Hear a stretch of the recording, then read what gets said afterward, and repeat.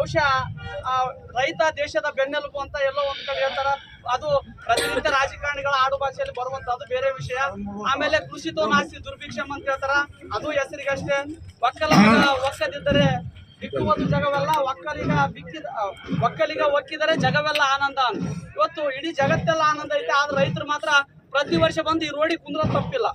ಅದು ತಮ್ಗೆಲ್ಲರಿಗೂ ಹೋದ ವರ್ಷ ಇದೇ ಸಿಎಂ ಬಂದು ಕುಂತಿದ್ವಿ, ಅವಾಗೂ ಹಿಂಗೆ ಕುಂತಿದ್ವಿ, ಈಗೂ ಹಿಂಗೆ ಕುಂತೀವಿ. ಮತ್ತೆ ಮುಂದೆ ನಮ್ಮ ಮಕ್ಕಳು ಕೂಡ ಹಿಂಗೆ ಕುಂದ್ರಂಗೆ ಆಗುತ್ತೆ. ನಮ್ಮ ತಾತವ್ರು ಕುಂತರು, ನಮ್ಮ ಅಪ್ಪನವ್ರು ಕುಂತರು, ಈಗ ಮತ್ತೆ ನಾವು ಬಂದು ಕೂಡ ಇದೇ ತರ ಕುಂತೀವಿ.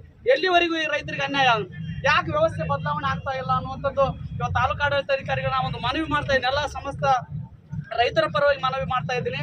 ಅದಕ್ಕೆ ನಮ್ಮ ರೈತರಿಗೆ ಏನು ಅನ್ಯಾಯ ಆಗ್ತಾ ಇದೆ, ಆ ಅನ್ಯಾಯವನ್ನು ನೀವು ಸರಿಪಡಿಸಬೇಕು ಅಂತಂದ್ರೆ ಆ ನಿಟ್ಟಿನಲ್ಲಿ ಇವತ್ತು ರೈತರ ಹಕ್ಕೊತ್ತಾಯಗಳೇನಿದ್ದಾವ, ರೈತರ ಬೇಡಿಕೆಗಳೇನಿದ್ದಾವ, ಆ ರೈತರ ಬೇಡಿಕೆಗಳನ್ನ ನಾವು ಬಹುಶಃ ಹೇಳ್ತೀವಿ. ನಮ್ಮ ಕೈ ಮುಗಿದ ಅಂತಲ್ಲ ಕಾಲ್ ಮುಗಿದು ಕೂಡ ಕೇಳ್ತೀವಿ, ನಮ್ಮ ಕೈ ಮುಗಿದ ಅಂತಲ್ಲ ಕಾಲ್ ಮುಗಿದು ಕೂಡ ಕೇಳ್ಕೊತಾ ಇದ್ದೀವಿ.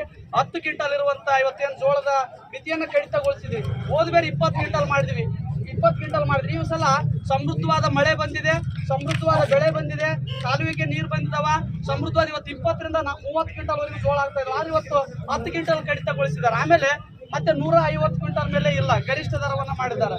ಅದಕ್ಕೆ ಇವತ್ತು ತಾಲೂಕು ಆಡಳಿತಾಧಿಕಾರಿಗಳಿಗೆ ಮನವಿ ಮಾಡ್ಕೊಳ್ತಾ ಇದ್ದೀವಿ, ದಯವಿಟ್ಟು ಈ ಒಂದು ರೈತರಿಗೆ. ಆಮೇಲೆ ಕೆಳಭಾಗದ ಸಮಸ್ಯೆ, ನೀರಾವರಿ ನೀರಿರುವಂತ ಸಮಸ್ಯೆ ಕೂಡ ಅದು ಕೂಡ ಅವ್ರ ಅಧಿಕಾರಿ ವರ್ಗದವ್ರಿಗೆ ಗೊತ್ತಿದೆ, ಅದನ್ನು ಕೂಡ ಪರಿಹಾರ ಮಾಡಬೇಕು.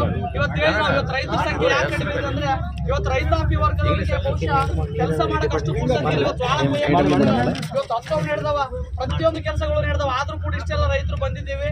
ಇದು ಬಹುಶಃ ನಮ್ಮ 2 ತಾಲೂಕಿನ ಸಮಸ್ತ ರೈತರ ಪರವಾಗಿರುವಂತಹ ಸಮಸ್ಯೆ. ದಯವಿಟ್ಟು ಅಧಿಕಾರಿಗಳಿಗೆ ಮತ್ತು ಸಿಬ್ಬಂದಿ ವರ್ಗದವರಿಗೆ ಕೇಳ್ಕೊಳ್ತೀವಿ, ನಮ್ಮ ರೈತರ ಪರವಾಗಿ ಅವೇನು ಹಕ್ಕೊತ್ತಾಯಗಳಿದ್ದಾವೆ ಆದಷ್ಟು ಬೇಗ ಈಡೇರಿಸಿ ನಮ್ಗೆ ನೆರವಾಗಬೇಕು.